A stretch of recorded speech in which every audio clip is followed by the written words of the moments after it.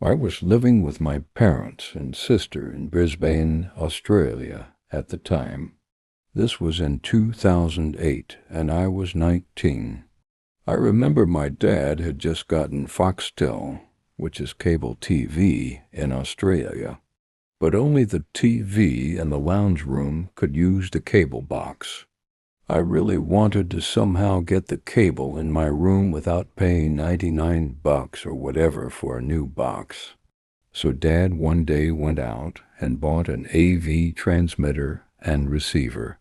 It was basically a two-piece bit of hardware where you would plug this tiny box into the cable TV in the lounge room. It would transmit a video signal to the receiver connected to the TV in my room. So one Saturday, I decided to connect it. The picture of the setup is given in the description of this video. My younger sister, who was 16 at the time, was the only other person home. She was upstairs in her room. My room was downstairs. I opened the box and connected it up. At first, I was going back and forth trying to get the cables right, trying to get the channel right, but no luck. Until I finally got something. I remember just sitting there, and something started fuzzing in. This is where things started to feel like a horror movie. I remember thinking, oh, here we go, and waited to see the picture come in clearly. As it started fuzzing in, I remembered that the cable set-top box wasn't even on. That's why it wasn't working this whole time. But then I thought, then why am I getting a signal? It all seemed to hit me at once. As I realized the box was off, the picture fuzzed in, and I saw a bed. I completely freaked out. At first, I thought it was my bed. I had recently seen Saw 2. I remembered that scene where the girl turns on the TV and it's a camera filming her in her apartment. That was the first thing I thought of. I sprinted upstairs to my sister, absolutely terrified. I told her to come down and take a look. She came down, and we both realized it wasn't my bed. We didn't know whose bed it was, or how I was getting the signal. Obviously, it was the AV receiver picking up a camera signal, but we were so confused as to who or what it was for. Eventually, my parents came home. We concluded that it would have to be a neighbor, or someone living close by, for us to be receiving the signal. We waited around until about 6 p.m. Then someone came into the room. The picture is in the description box. My dad recognized it as one of our neighbors. We still didn't know what the camera was for, but we assumed it had something to do with fidelity. Either his wife or he had set it up to watch the other and see if they were cheating. Either that or it was to tape themselves being intimate. We even entertained the idea that he was a murderer, that he would film himself doing something horrific in that room, just to freak each other out. We'd always make jokes about how one night we'd turn it on. It would just be his face in clown makeup, staring into the camera and waving, then walking out of the bedroom with a knife. This never happened, but what did happen was still incredibly creepy. We connected to this signal for over a week, but after a few days the novelty kind of wore off. We felt a bit weird watching it. We just resigned to the idea that it was to catch his wife cheating, until one day we turned it on and realized what we had actually discovered. Our neighbors were having a bunch of renovations done to their house. During weekdays, they would be out.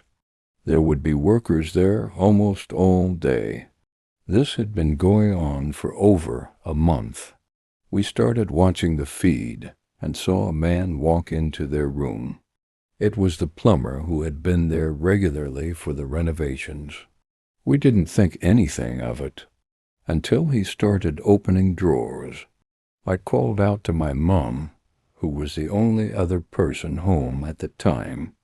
We started watching it together. He started getting the wife's undergarments out and sniffing them. He was doing all sorts of disturbing things. At first, we were shocked and embarrassed. We thought, he's being filmed. Will the neighbors see this somehow? But then something happened that was truly terrifying. He slowly walked over to the camera and looked right down the lens. We were convinced that he knew we were watching. Mom immediately called Dad. I kept watching. The man started fiddling with the device. Then he put it back down. I told Mom that I didn't think he knew we were watching, but he was definitely the one who had placed the camera there. Dad came home. By that time, the plumber had left. Despite Mom pleading with him to stay out of it, Dad went over to the neighbors. He told them what we had seen. Mom was terrified and just wanted nothing to do with it. When we told the neighbors, they had no idea what we were talking about. They allowed Dad to go upstairs to check the room. What he found was an installed device in the wall. It was supposedly designed to monitor water usage. This was completely normal at the time. Brisbane had been hit with a drought. There were strict water restrictions.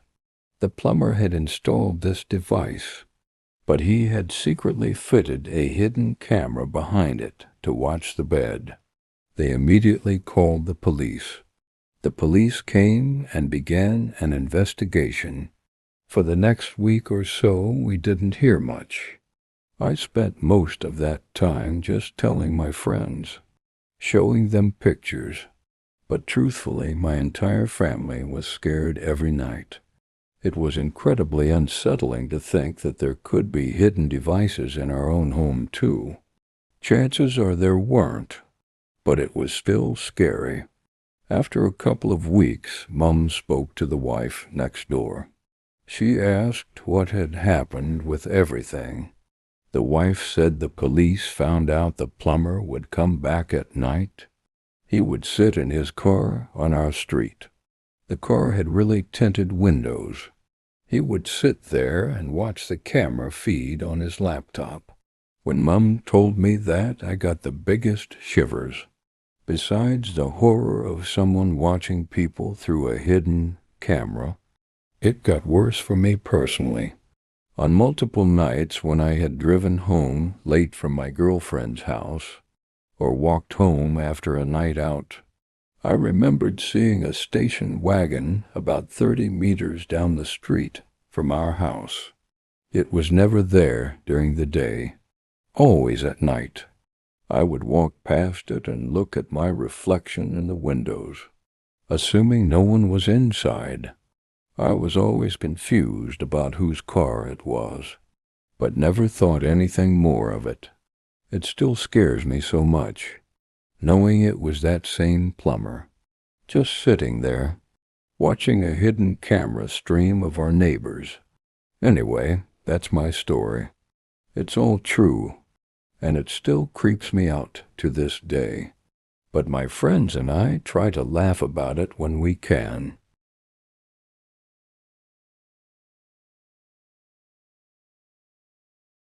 Something strange happened to me today, and I wonder if anyone can shed some light on what I found. I drive a lot for work, small trucks delivering stuff between warehouses owned by my company. For the most part, I only drive within Ohio and occasionally over the state line to one of our branches in Pennsylvania. But for the past week, I have been driving cross-country. How did this start?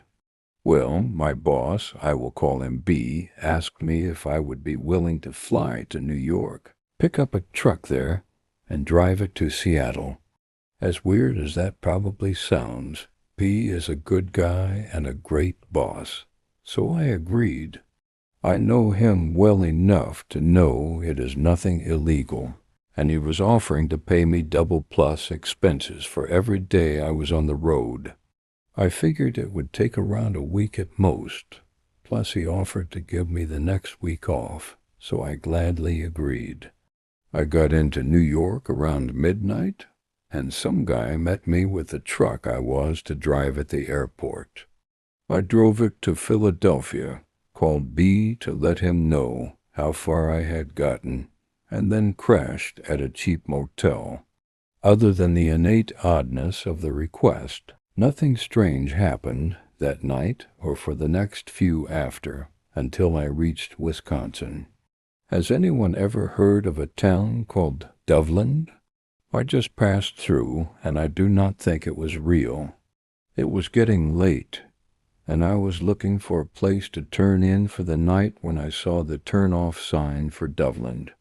The sign said there was a motel in town, so I decided I had gone far enough and would try and get some sleep.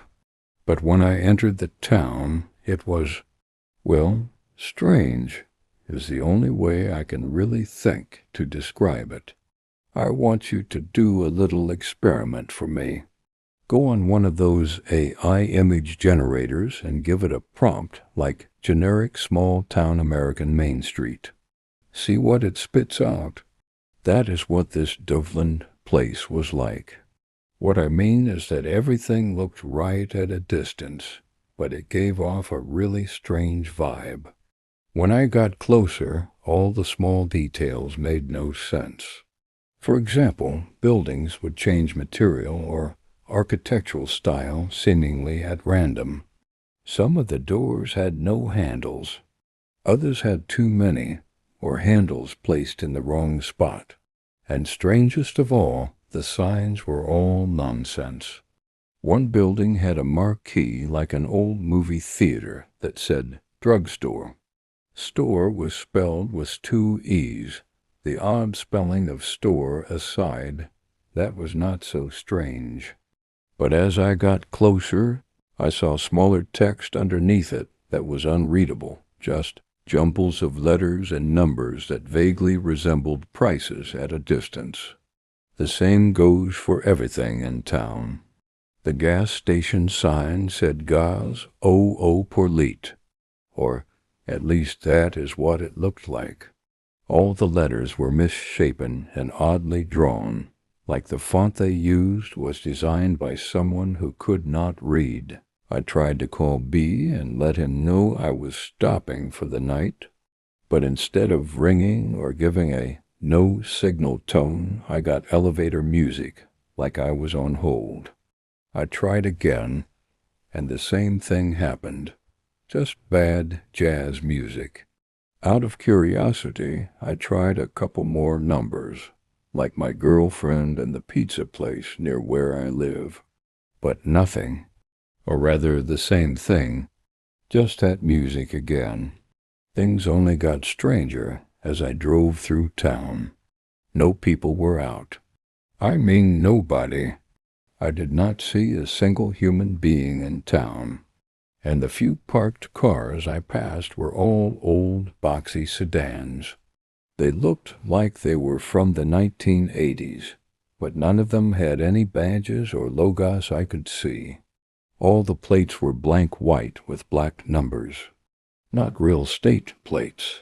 The numbers were weird, too. Just sequential digits in that same bizarre font. Every one I passed was going higher. I never found the motel. I just kept driving until I got out of town. Then I found my way back onto the interstate and kept going until I reached the next town. Some little place called Cottage. That is where I am now. They had a little all-night diner, and I am sitting at a booth there writing this now. Thing is, when I asked the locals if they could tell me anything about Dublin, the waitress nearly spilled their pot of coffee. Several old-timers gave me really strange looks. Then they all started talking over each other, assuring me that no such place existed. They know something, and I do not think I am welcome here any more.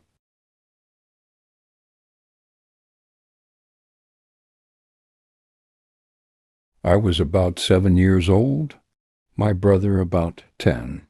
It was well past our bedtime when our mom woke up off the couch to put us to bed.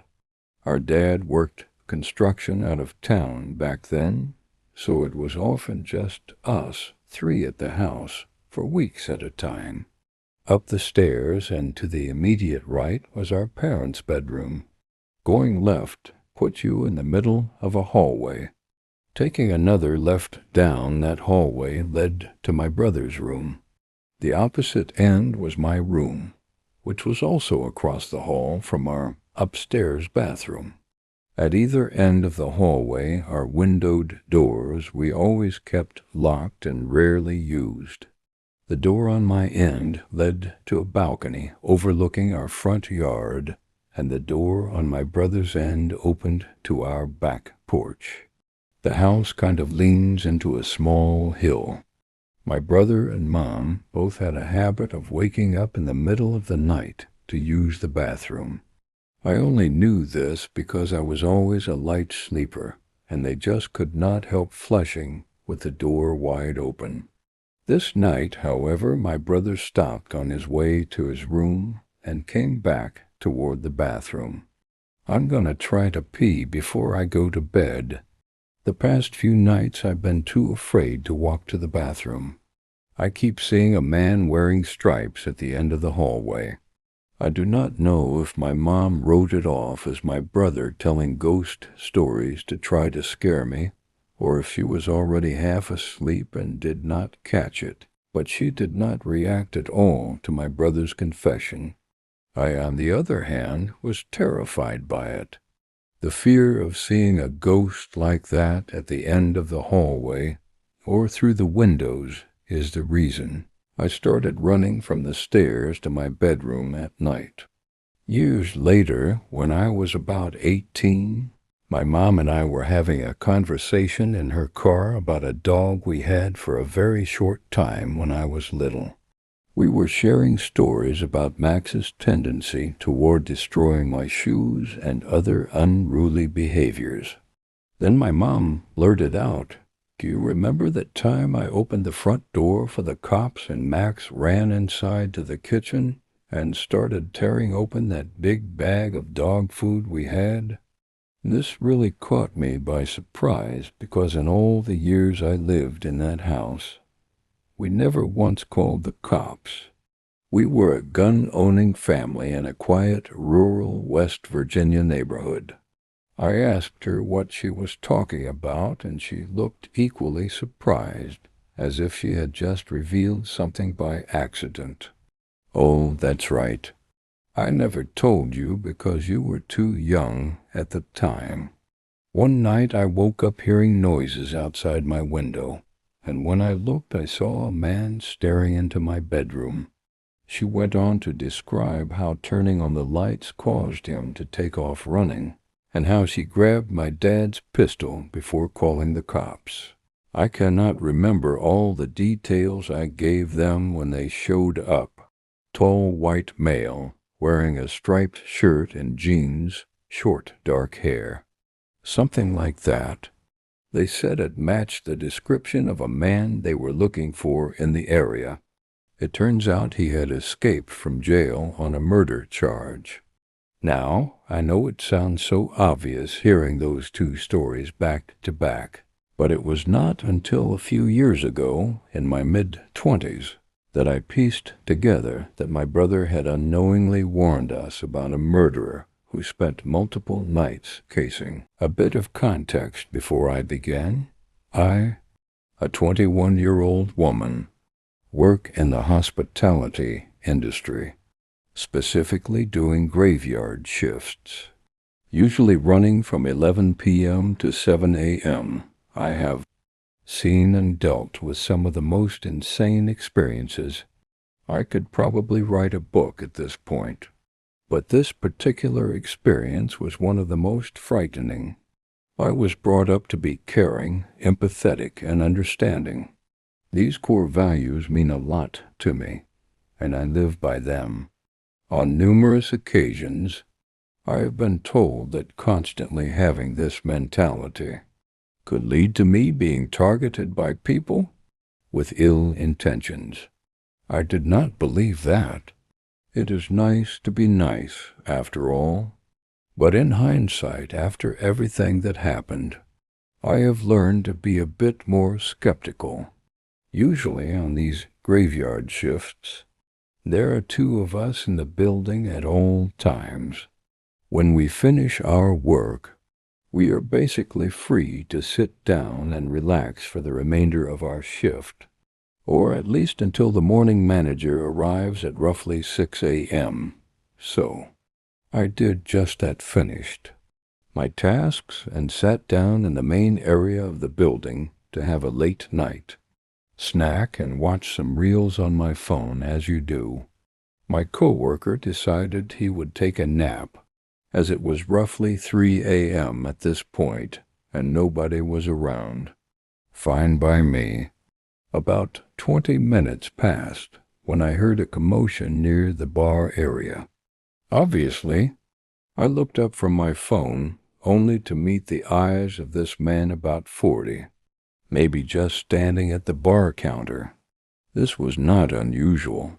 Oftentimes, people would come down to grab some water or a smoke before heading back to bed. I thought nothing of it and went back to scrolling on my phone. Sorry, excuse me. I let out a sigh, thinking to myself, what could this man possibly want from me at 3:30 a.m.? I stood up and asked if he was okay and apologized for being on my phone, hoping he would not complain to my manager in the morning. He responded, but I could not quite pick up what he was saying. I walked over to the bar and kindly asked him to repeat himself, apologizing for not hearing him. Is it okay if I have some water? He was shaking, almost nervous, soft-spoken, and honestly non-threatening, except for the fact that he was about 6 feet tall, and I am 5 feet tall. Of course, I said yes, and went to walk away when he stopped me. I'm sorry. Is it okay if I talk to you for a while? My mom is dying in the hospital, and I cannot sleep. Looking back, I am kicking myself for not making up some excuse about needing to do work, but I agreed to stay and talk with him. I felt bad. I had empathy. He asked if I smoked. I do, so I said yes. He then asked me to step outside to smoke and talk, and I stupidly agreed. We talked about his mom, and I tried my best to comfort him. I had recently lost someone, so this topic hit hard. He thanked me for being kind and continued to talk about his life, how he used to be homeless, how he moved in with his sister, and that they were both staying here due to the circumstances, but were not from this city. I listened and occasionally responded by nodding. It was a polite conversation, but then something changed. Are there cameras out here? I would not want you getting in trouble for being out here. How this did not register in my mind as a red flag is unbelievable. Anyway, thankfully, I did not respond with yes or no. Just assured him I would not get into trouble for being outside smoking. He seemed disappointed with my answer. I presume because he did not get any information about where the cameras were placed. The conversation kept getting weirder and creepier. None of this I realized. I just saw a sad man needing a friend. Yes, I know. I was naive, and I am angry at myself too. Eventually, some form of fight or flight activated in my brain. I told him I was cold and was going to head in. Come here, give me a hug. It will warm you up. What? At this point, I was creeped out with thinking maybe he was just bad at picking up social cues or something. So I declined and walked inside. He followed. He asked if he could grab a coffee and sit with me for a while. Being by myself on the verge of a panic attack, and not wanting to get on this guy's bad side, I agreed. We sat there, and he continued to ask odd questions. Do you have kids? No. Do you want kids? Do you have a boyfriend? I told him I had a fiancé, which was a lie. Do you love him? I mean no harm in asking these questions. You are so beautiful. At this point, my brain was screaming at me to get out of this situation. I had to think quickly. Come sit next to me. I will not bite. No, absolutely not. I quickly made up the excuse that I had to get the area ready for the morning, and that my manager would be showing up any minute. At the same time, my coworker woke from his nap and passed by to get a coffee. This startled the man. He stood up before saying, "Tell your mom I was asking for her," forcing a hug, and then left to go to his room. He was pretending to be a family friend so that my coworker would not be suspicious of him. I stood there in shock, unable to speak. My brain was still trying to process what had just happened. I kept quiet, helping my coworker set up for the morning, as it was now 5:30 a.m. Yes, I had been dealing with this man for 2 hours. I sat down at 5:50 and waited for my manager to show up so that I could finally go home, hoping that man would not come back before I left. He showed up behind me out of nowhere. I think I will go to the shops. I am out of smokes, he said. Okay, why do I need to know this? I kept silent before he asked me for my pen, which I gave him, and he walked off again. He returned 5 minutes later and gave me back my pen. I wrote a note for you, he said, stood close to me, dropped a piece of cardboard behind my back, and walked away. In hindsight, I see how sneaky this was. He made sure no one could see him dropping that note. I picked it up. It was pretty weird, but one line in particular made my skin crawl. Wear tighter work pants for me next time. They would look good. I ran to the office and sat in front of the CCTV monitor, seeing exactly where he was. He was standing outside the building, pacing, waiting. He then walked back into the building. On the camera, I could see he was looking for me. But thankfully, at this point, I was in the office.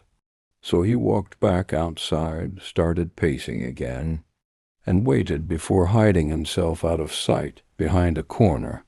I told my manager, who told me to exit via the back entrance, which I did. I was shaking, checking behind me every few seconds, every noise making me run faster and faster until eventually I reached the safety of my home. I sat down, processing what had just happened, when suddenly my phone vibrated. A text message that said, "Hey, it is his name. Thanks for the chat. Talk soon." How did he get my number? I blocked him immediately. I told the higher-ups what had happened and did not return to work for at least a month, and until he was permanently barred from my workplace. I still fear I will see him somewhere, that he will be waiting.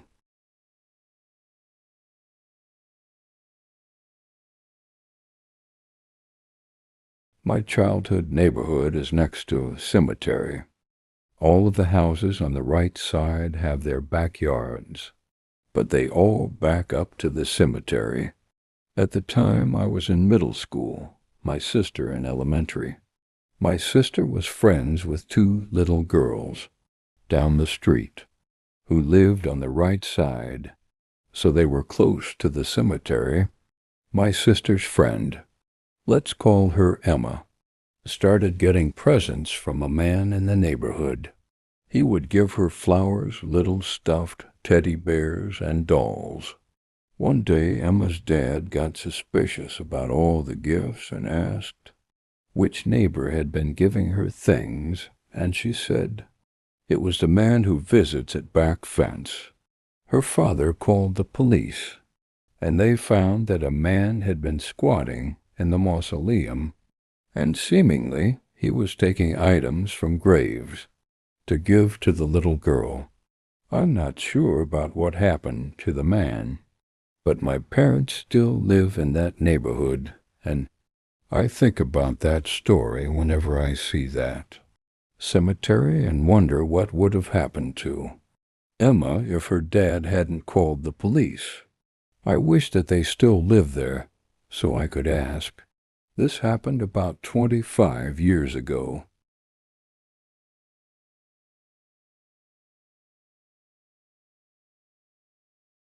On June 10th, 2025, exactly at 12 p.m., a man in his 30s of Asian descent wearing a hat and sunglasses to conceal himself came to my house and rang the doorbell.